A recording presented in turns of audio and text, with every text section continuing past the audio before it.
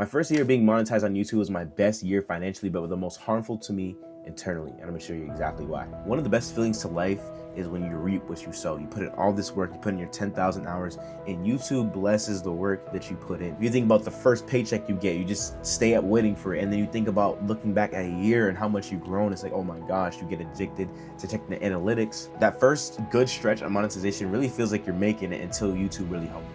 That was my experience in my first year in a nutshell, man. And I'm gonna show you guys how much I actually made in my first year of monetization. We're on my YouTube analytics page now. I haven't posted on this channel in so long. I actually got to figure out what I want to do with this channel in 2026. Because to think that you built almost like this tower of 31,000 subscribers and you're not posting on it feels weird. It feels so weird sometimes. My first paycheck was on October 21st, 2020. And I want you guys to take a guess of what that number is in the comment section below. But from my first paycheck to my one a year from it later, I earned. So I had about 1.8 million views, 76,000 watch time hours, almost 13,000 subscribers, and my amount of income was about 7,572. This is my first sprint. Mind you, I'm like 17 and 18 at this time. So for me not working a job, I mean, this is all I needed. Like I had no bills, I had no subscriptions, like I had no car, like I had nothing to really worry about. And this was a crazy time. I just want you guys to see, like, especially when your dream is to become a YouTuber, the analytics page is one of the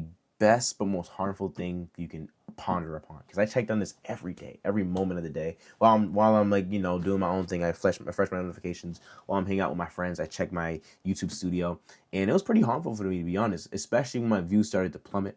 So let me just show you guys. So this number on the graph, it's crazy how this is 3,000 views. So like this was 3,000 views right here, right? And it's so small because there was one stretch on YouTube where literally in a given week, 77,000 views, 50,000 views. And I remember this was at the start of, this is the first day of 2K. So obviously first day of 2K has the most hype. I played the game early, so people were on like my channel because I was one of the first and only people who were putting out the best dribble moves, everything of that nature. I was on it. I literally didn't sleep the first 48 to 72 hours of the game, and I was on it. I made like 6-7 videos in 2 days, no pun intended. A lot of people think, you know, more subs equals more money, right?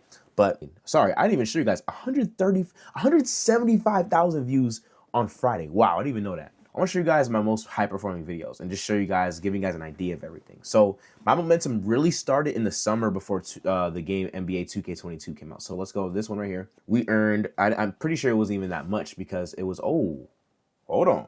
Okay, $794 from a video, which for me, once again, bro, like that's actually really good results. So for 200,000 views, is that the greatest? We can check the revenue page right here. And it says our revenue per 1K was about $3.89, about $4. So every 1,000 views was about $4 times 200K. Okay, well, times 200 because it's 200,000 views. It was about almost $800. So it was very good. This was not evergreen content. A lot of the content you guys are going to see in this phase was viral. And I was chasing virality, okay? I was chasing virality. And the fruit of chasing virality is that when a video goes viral, you go crazy, right? You earn some pretty good money, views, subscribers, 1,000 subscribers from the first video. What?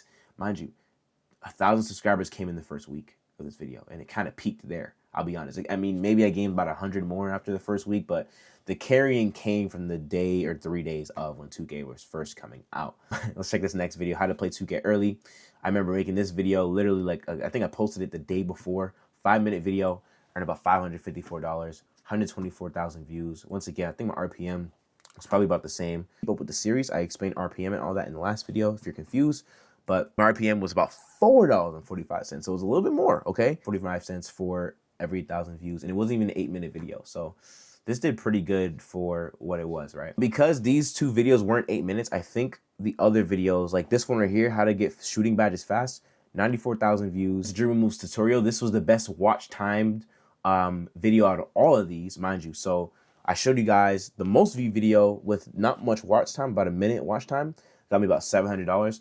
Let's see how much a pretty well viewed video with pairing with watch time did. 400, that was about 412. Mind you, this video has 130,000 less views than my most popular one, yet it only earned $300 less. So you got to think the watch time pays a huge dividend when it comes down to all of that. Let's see what my RPM was. $5.74. So because, once again, your RPM, I think I explained in the last video, just summary, your views, your watch time, impact your RPM like no other. Like those things impact your RPM, and also how much people engage with your videos, like subscribe, like, and everything. That boosts up your RPM. So I had a 5.74 RPM. That's almost a 6. That's pretty good for where I was. That means if that video did as good as the 200K one, I would have been like, that would have been at least $1,000, right? About 1,200. So yeah, the watch time plays a pretty huge role in everything. Your revenue, your RPM, I'm gonna say it one more time, is boosted from your views and your watch time. So you have 2 videos on your channels that will do heavy lifting. It's the viral videos and it's the evergreen video. Evergreen is basically saying no matter what, how to grow a YouTube channel was effective in 2012. It's effective in 2026, depending on what you do, right? For me, 2K is not evergreen because they make a new one every year. So it was some videos were evergreen for 365 days. Some videos are evergreen because they were so entertaining and so funny to my audience. Some videos are viral, therefore they're only there for like 3-4 days, but they go crazy for the first 3-4 days. So there are certain videos that will do heavy lifting, and there are certain videos that will be a spark into your content and people finding and discovering. Views are very important. Like I would definitely say, like, make videos that are on a high topic of everything, but your watch time is super crucial too. What you're talking about, the quality of what you're talking about, is it what people need, or this is like something that I enjoy? Those are like very important factors within the idea of getting views on your channel. But I think at one point I got so caught up in the viral part of it that my downfall killed me. It literally killed my spirit, because I'm like, why are these people not staying? I just remember I had such an identity crisis. I literally was, doing my thing. I was at one of the top. I think I was probably one of the top performing creators in 2K21. At least the first 2 months. I'm not gonna lie. Maybe the first month, actually. Maybe I'm gassing myself up. Anyways, first month, second month. I just remember. Look at this. Look at the dip. This dip, literally. Like I just remember. Like I posted every single day. Okay, I posted every single day from the start of NBA. No, 2 days before the start of NBA 2K22. All the way until October, probably around October 21st, to be honest. I just remember I burnt out. I was like breaking down and crying because I'm like posting every day, trying to maintain what I've been doing. I've been waiting for the opportunity, and all of a sudden, I'm barely cracking 1,000 on some of my videos. Like some of them are like under 50 views in the first like 2 days. That looks so bad. Like I was crushed because I got married and so entitled that I deserve these amount of views and that these people were watching me for me. Which some people, I'm not trying to discredit nobody, because people were. But the thing is, I was so confused. I didn't know what to do. Too much faith in the RPM, too much faith in Google AdSense will low-key leave you like unstable. It will leave you unstable. It will leave you feeling like you're not doing enough. It will leave you feeling like, what you're doing is not working. But the truth is, things are in season sometimes, Evergreen content is a great way to post content, but I felt like because I was reliant on literally, like I was like, I don't care about these endorsements or sponsorships people are offering me. I don't even care to offer stuff. My dad was telling me, offer stuff to your people. I'm like, I'll just keep doing what I'm doing. I want to say downfall. Downfall, of course, but when my views started going down, I started going down. Literally, like I was depressed because my views are going down. Therefore, I started copying one of my best friends, right? I started copying his content and started doing things like him, and I lost myself. I literally lost myself. I didn't know who I was. I compromised what I believed in. I compromised and didn't believe in myself anymore, and I lost myself. And I think if you invest too much into the analytics and you attach your emotions to analytics, you're gonna be up and down. And that's my biggest fear for you guys. I wouldn't want you guys to get there. And I'm so glad God showed me this lesson when I was 17 and not 22. Because mind you, I made $7,000, right? Okay, let's talk about it. I made $7,000 in my first year of YouTube. But generally speaking, how much did I make from September? Let's see how much I even made from September. I made $3,000 of that $7,000 in September. Basically, half my income was from the month of September, like alone. In the grand scheme of things might look like solid, but I just want to show you guys kind of how inconsistent it is to rely on strictly Google AdSense to be your provider. Now, this like as a providing sense, when you got to provide for family and your partner, like This isn't the most reliable thing you can put your faith into. And it's also not something you should put your self-esteem into. If you put your self-esteem into, you fail. Just letting you know now. But here's the thing, don't miss this. AdSense wasn't harmful to me. I allowed it to be harmful to me. And what I mean is, it's not like I stopped earning money, right? I was still earning income. I was still earning, say, $40 on a certain day or like $20 on a certain day, right? Which is not terrible. It's still money, right? It's still money at the end of the day. So it's easy to look at things from a lack, especially when you see your analytics going down. But I was still earning money, still earning subscribers, right? I was still earning subscribers. I was at 15K. Then I reached, I think, 20K a few, like 6 months after. So it's not like I wasn't really growing anymore, but I wasn't growing at the trajectory that I was attached to. I got attached. My self-esteem, my self-worth, my value was attached to those things. People treated me different when they saw my channel doing well, and they started treating me different after my channel wasn't doing well. So my self-esteem was really attached to what I was doing. So AdSense wasn't a problem. It was my emotional attachment to it. Because it's not going to be this set $20 an hour rate. When things do slow down, you don't want your emotion or self-esteem attached to it, or self-worth. You want your self-worth attached to something stable. And for me, that was finding God. And that's how I found God. I found God through the valley. I was literally growing, but I felt discouraged because my self-worth was attached to how well I was doing in my eyes.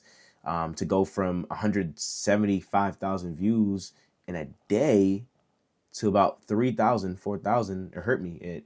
It felt like more of a decline than the fact that I'm actually still growing.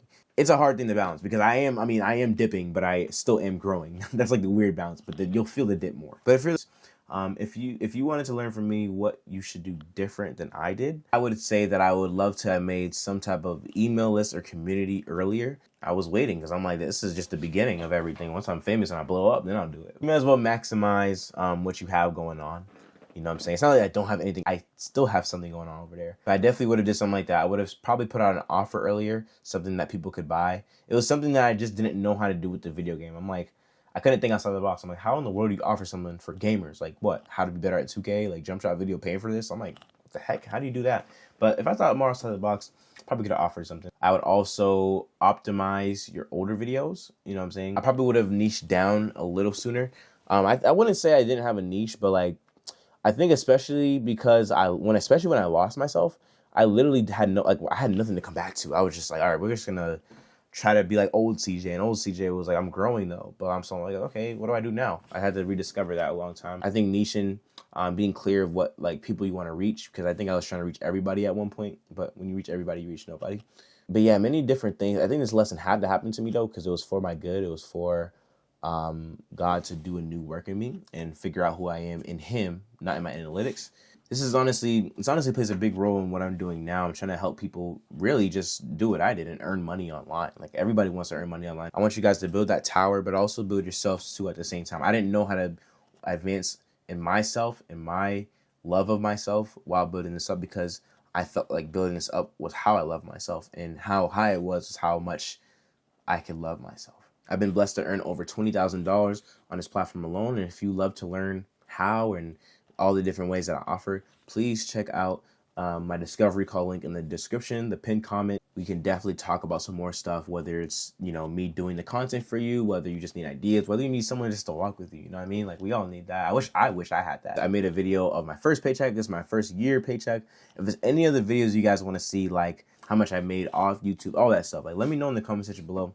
I love to make videos like that and just show you guys my life. I love you guys. I hope this blesses somebody. And if you have any questions, feel free to comment down below or even DM me if you want a conversation. Love you guys. Check out the first video, by the way, of how much I made in my first month of monetization. With that being said, I'll see you guys there. I'll catch you guys in the next one. Peace.